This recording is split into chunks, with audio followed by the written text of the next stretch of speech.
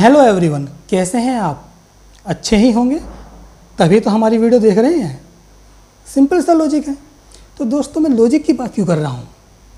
मैं लॉजिक की बात इसलिए कर रहा हूँ कि कंप्यूटर साइंस में लॉजिक का बड़ा इम्पोर्टेंस है, और ये बात आप तब समझ पाएंगे जब हम आपको प्रोग्रामिंग लैंग्वेज की ट्रेनिंग देंगे इसी चैनल पे। तो दोस्तों, मेरी आपसे एक रिक्वेस्ट है, अगर आप इस वीडियो को देख रहे हैं या देखना चाहते हैं तो आप इसको ऐसी जगह पे बैठकर देखिए जहाँ पे डिस्टर्बेंस ना हो। मैं तो चाहता हूँ कि आप इसको अपनी फैमिली के साथ बड़ी स्क्रीन पर देखिए। ऐसे नहीं कि आप वीडियो देख रहे हैं और बीच में मम्मी आपको चाय को बोला था। तो दोस्तों, ऐसा नहीं होना चाहिए। अगर आप इस तरह देखेंगे तो आपकी वीडियो समझ में नहीं आएगी और कोई फ़ायदा नहीं होगा। तो इस तरह देखने से इससे अच्छा है कि आप इसको बंद कर दीजिए और तब देखना जब आपको टाइम मिलेगा। ओके दोस्तों, तो बहरहाल स्वागत है आपका हमारे इस एजुकेशनल यूट्यूब चैनल में, जिसका नाम है NBC कंप्यूटर एजुकेशन। अब बहुत से सोच रहे होंगे कंप्यूटर एजुकेशन, अरे मालूम है हमें क्या सिखाने वाला है इसमें। तो भैया ऐसा नहीं है। हमारा जो चैनल है ये मल्टीपर्पज़ है। ये स्टूडेंट्स के लिए भी है, ये पेरेंट्स के लिए भी है, ये बिजनेसमैन के लिए भी है, और ये जो गवर्नमेंट कॉन्ट्रैक्टर्स हैं उनके लिए भी है। ये मल्टीपर्पज़ है। ओके दोस्तों, तो बहरहाल आगे बढ़ने से पहले मैं आपको एक छोटी सी कहानी सुनाता हूँ। ऐसा होता है दोस्तों, एक कॉलोनी में एक आदमी अपनी बीवी और 2 बच्चों के साथ रहता है, और वो आदमी ज़्यादा अच्छा इंसान नहीं था दोस्तों। उसका काम क्या था? पड़ोस के लोगों से झगड़ा करना, जुआ खेलना, शराब पी के घर पे आना और अपने बीवी बच्चों के साथ मारपीट करना। ये उसका डेली का काम था। और कुछ दिन बाद दोस्तों उस आदमी की डेथ हो गई। अब उन बच्चों को जो परवरिश की जो जिम्मेदारी थी वो आ गई अब उनकी माँ के कंधों पर। तो उनकी जो माँ थी बच्चों की, वो थोड़ा सा होशियार थी। उसने क्या किया, उन बच्चों को एक ऐसे स्कूल में एडमिट करा दिया जिसमें बच्चे वहीं पे पढ़ते हैं और वहीं पे रहते हैं, और अपने आप खुद वो किसी के घर पे जा कर के झाड़ू पोछा बर्तन वगैरह साफ करने काम करने लगी, और उससे उसका जो गुजारा है वो होने लगा। कुछ दिन बाद किसी बीमारी की वजह से तो उस लेडीज़ की भी दोस्तों डेथ हो गई। अब बच्चे स्कूल से पढ़े लिखे, उससे वो स्कूल से कॉलेज से निकले और उन्होंने अपना अपना घर बसा लिया दोस्तों। उनमें से एक ने अलग कॉलोनी में घर बसाया अपना, और दूसरा जो भाई था उसका वो किसी और कॉलोनी में जाके रहने लगा। ठीक है दोस्तों, तो जो कॉलोनी के लोग थे उस आदमी की जिसकी डेथ हो चुकी थी, जिनके वो बच्चे थे, वो बीवी थी, तो उस कॉलोनी के लोगों ने सोचा कि चलो उसके बच्चों से मिल के आते हैं, वे कहाँ पे रह रहे हैं, कैसे रह रहे हैं।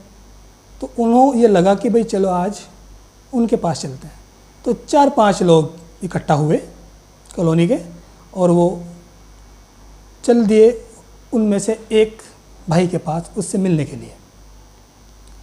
तो जैसे ही दोस्तों वो पहुँचे उसके घर के पास, तो उन सब ने देखा जो मिलने गए थे उनसे बड़ा शोर सा अंदर से आ रहा है।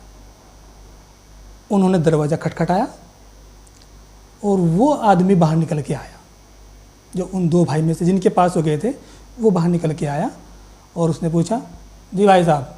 हाँ बाबा जी, किससे मिलना था, क्या बात था आपको? तो उन्होंने कहा कि बेटा आपके घर में इतना शोर कैसा है, आप क्यों बच्चों के साथ मारपीट कर रहे हैं, ऐसा क्यों कर रहे हैं आप? तो उसने कहा कि आपको इससे क्या मतलब, ये हमारा घर का मामला है। अब उन्हें बड़ा अजीब सा लगा। उन्होंने फिर से पूछा कि बेटा ऐसा नहीं करते, ऐसा आप क्यों कर रहे हैं, आप ऐसा क्यों हो? तो उस आदमी ने जवाब दिया कि ये मैं अपने बाप की वजह से हूँ, जैसा मेरा बाप था वैसे ही मैं हूँ। और इतना सुनते ही वे सभी जो पड़ोसी उसके पास गए थे मिलने के लिए, वो चुपचाप वहाँ से निकल के वापस आ गए। और जैसे वो आ रहे थे तो बीच बीच में वो बातें कर रहे थे कि यार ये तो अपना बिल्कुल अपने बाप की तरह है, कोई भी चेंजिंग नहीं आया इस बंदे के अंदर, बिल्कुल वैसे ही है। तो उन्होंने सोचा चलो आ तो रहे हैं, इसका जो दूसरा भाई दूसरी कॉलोनी में है उनके पास चलते हैं, उनसे मिलते हैं, देखते हैं उसके क्या हालात हैं। तो ये सोचकर वो चल दिए कि अब दूसरे भाई के पास चल दिए। और जैसे ही दोस्तों वो दूसरे भाई के पास गए, उन्होंने दरवाज़ा खटखटाया और उस घर में से एक 5 या 6 साल का बच्चा निकल के आया और उसने पूछा दरवाज़ा खोलते ही, आइए बाबा जी, आइए बैठिए, मैं आपके लिए पानी लाता हूँ। तो वे जो बेचारे बुज़ुर्ग लोग थे वो बैठ गए और वो उनके लिए पानी लेने के लिए चला गया।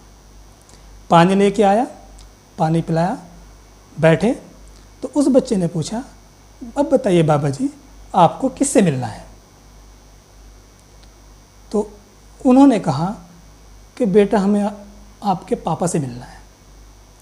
तो बच्चे ने कहा कि बाबा जी आप बैठिए, रेस्ट कीजिए और मैं अभी उन्हें बुला के लाता हूँ। तो जैसे वो बुलाने के लिए गया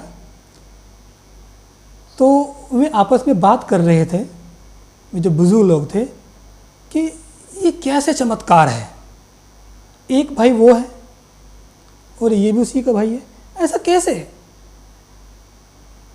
तो वो बात कर ही रहे थे कि तभी वो अपने पापा और मम्मी को लेके आ गया।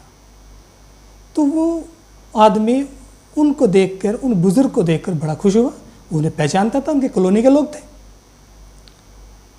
तो उनसे अच्छी तरीके से बात करना कि आप कैसे हैं बाबा जी, कॉलोनी के लोग कैसे हैं, आपके घर परिवार में कैसे हैं, सारी बातें कही और उन्हें खाना खिलाया, बड़ी अच्छी सेवा की उस इंसान ने, उस आदमी ने उन बुज़ुर्गों की। फिर वो उनसे पूछा, उस आदमी ने उन बुज़ुर्गों से, कि बाबा जी अब बताइए मैं आपके किस काम आ सकता हूँ, क्या खिदमत कर सकता हूँ मैं आपकी? तो उन्होंने कहा कि बेटा हम बस ये जानना चाहते हैं कि ये चमत्कार कैसे है। उन्होंने कहा बाबा जी कौन सा चमत्कार? कि ये एक वो भाई के पास भी हम आपके गए थे, अभी वहीं से लौट के आ रहे हैं, और वो जो भाई है आपको बिल्कुल आपके पापा की तरह है, वही मारपीट करना, गाली गलौज करना, वही दारू पीना, वही सब, वही काम उसका है, बिल्कुल वैसे ही। और एक आप हैं, आपके बच्चे में इतने संस्कार हैं, आप में इतने संस्कार हैं, ये चमत्कार कैसे? तो उसने भी दोस्तों वही जवाब दिया कि जो मैं आज हूँ मैं अपने बाप की वजह से हूँ। और वो शौक हो गए कि बाप की वजह से? आपका तो बाप बड़ा जालिम था बेटा, ये कैसे कह रहे हो आप? उसने कहा कि हाँ बाबा जी मैं जानता हूँ कि मेरा जो बाप था वो बहुत जालिम आदमी था, अच्छा इंसान नहीं था, और जब मैं छोटा बच्चा था मैं उनकी सारी हरकतों को देख रहा था, और तब से मैंने कसम खा ली थी और मैंने डिसाइड कर लिया था कि मैं बड़ा होकर पढ़ूंगा, लिखूंगा और कम से कम ऐसा इंसान तो नहीं बनूंगा जिसकी समाज में कोई इज्जत नहीं है, कोई वैल्यू नहीं है। और तब से दोस्तों वो इंसान पढ़ लिखने के बाद एक कामयाब इंसान बना। तो ये कहानी दोस्तों मैंने आपको बताई, आपको शायद कुछ तो पसंद आई होगी। तो ये आपको क्या सिखाती है कहानी, इससे हमें क्या सीखने को मिलता है? इस कहानी से हमें सीखने को मिलता है कि अगर आप चाहें या कोई भी इंसान चाहें और वो डिसाइड कर ले कि मुझे ये काम करना है, मुझे इस फील्ड में जाना है, मुझे इस फील्ड में तरक्की करनी है, तो दोस्तों उसकी को तरक्की करने से, उसको कामयाब होने से कोई नहीं रोक सकता। ये हमारा इस कहानी का मेन मकसद था, आपको सिखाने का, आपको बताने का। ओके दोस्तों, अब हम बात करते हैं इस वीडियो के टाइटल के बारे में। इस वीडियो का टाइटल है कि how commerce and art student can be a software engineer through government institution. कि कैसे एक कॉमर्स और एक कॉमर्स और एक आर्ट का स्टूडेंट भी एक अच्छा सॉफ्टवेयर इंजीनियर बन सकता है, और वो भी गवर्नमेंट इंस्टीट्यूशन के द्वारा। ये इस वीडियो का टाइटल है। तो आप जानते होंगे सब लोग कि आज के टाइम में कंप्यूटर एक ऐसा फील्ड है जिसमें जॉब के सबसे ज़्यादा चांसेस हैं, सबसे ज़्यादा। और मोस्टली स्टूडेंट का सपना होता है कि मैं भी कंप्यूटर फील्ड में जाऊं, और उनके पेरेंट्स भी उन्हें कहते हैं कि बेटा कंप्यूटर का फील्ड अच्छा है, आप इसमें जाइए और अपना जो कैरियर है वो सिक्योर कीजिए। लेकिन कुछ प्रॉब्लम्स की वजह से, कुछ रीजंस की वजह से वे स्टूडेंट कंप्यूटर फील्ड में नहीं जा पाते। और वे प्रॉब्लम्स क्या क्या उनके सामने आएंगी, या क्या क्या उनके सामने आती हैं, या क्या क्या रीजंस हैं जिनकी वजह से वो कंप्यूटर साइंस में नहीं जा पाते और उनका जो सपना होता है वो सपना ही रह जाता है। तो वे प्रॉब्लम्स क्या हैं वे हम आपको बारी बारी से बताते हैं। प्रॉब्लम नंबर 1 दोस्तों ये है कि वो स्टूडेंट सोचते हैं कि मैं तो साइंस से पढ़ा ही नहीं हूँ, मैं तो कॉमर्स या आर्ट्स से पढ़ा हूँ, तो मैं कंप्यूटर फील्ड में कैसे जा सकता हूँ। और कुछ स्टूडेंट का सोचना यह है कि वो कहते हैं कि मैं साइंस से तो पढ़ा हूँ, लेकिन मेरी परसेंटेज बहुत कम है, 60 से नीचे ही है, तो मैं कंप्यूटर फील्ड में नहीं जा सकता। और कुछ स्टूडेंट की प्रॉब्लम यह है कि उन्हें एक अच्छा गाइड करने वाला बंदा नहीं मिला जो उन्हें अच्छा गाइड कर सके और वो कंप्यूटर फील्ड में जा सके। और कुछ की प्रॉब्लम यह है कि वो कहते हैं कि मैंने तो 12th तब से 3 साल पहले किया था, अब मैं कंप्यूटर फील्ड में कैसे जाऊँ, एज की बाउंडेशन है। वो समझते हैं इस चीज़ को कि एज की बाउंडेशन है। और जो मेन प्रॉब्लम है अक्सर पेरेंट्स की और स्टूडेंट की वो ये है कि उनकी आर्थिक स्थिति, इकोनॉमिक पोजीशन इतनी अच्छी नहीं होती कि वो अपने स्टूडेंट को अगर किसी इंजीनियरिंग कॉलेज में एडमिशन दिलवा दें और उसकी फ़ीस अफोर्ड कर सकें। तो पैसे की प्रॉब्लम की वजह से उन स्टूडेंट्स की जो इच्छा होती है कंप्यूटर साइंस में जाने की दोस्तों वो अधूरी रह जाती है।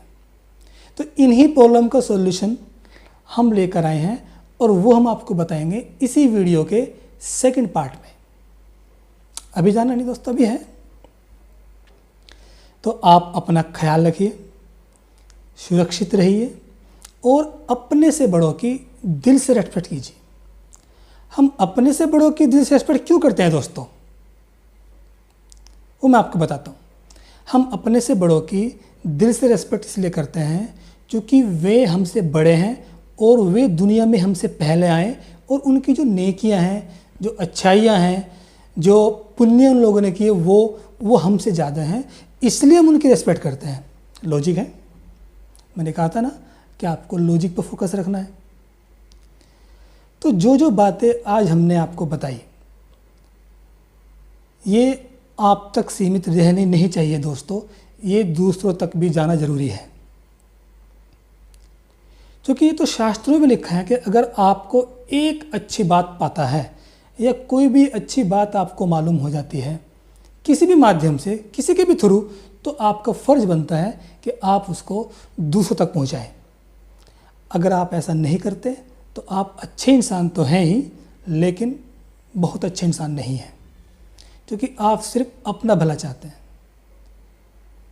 तो दोस्तों मेरा कहना यह है कि आप उनका भी ख्याल करिए जो कंप्यूटर साइंस इंजीनियर बनना चाहते हैं और किसी कारण की वजह से, किसी प्रॉब्लम की वजह से वो नहीं बन पाते। तो उन्हीं प्रॉब्लम का सॉल्यूशन आपको सेकंड वीडियो मिलेगा। इसीलिए मैं कह रहा हूँ कि इस वीडियो को आप लाइक कीजिए, शेयर कीजिए और सब्सक्राइब तो कर ही दीजिए।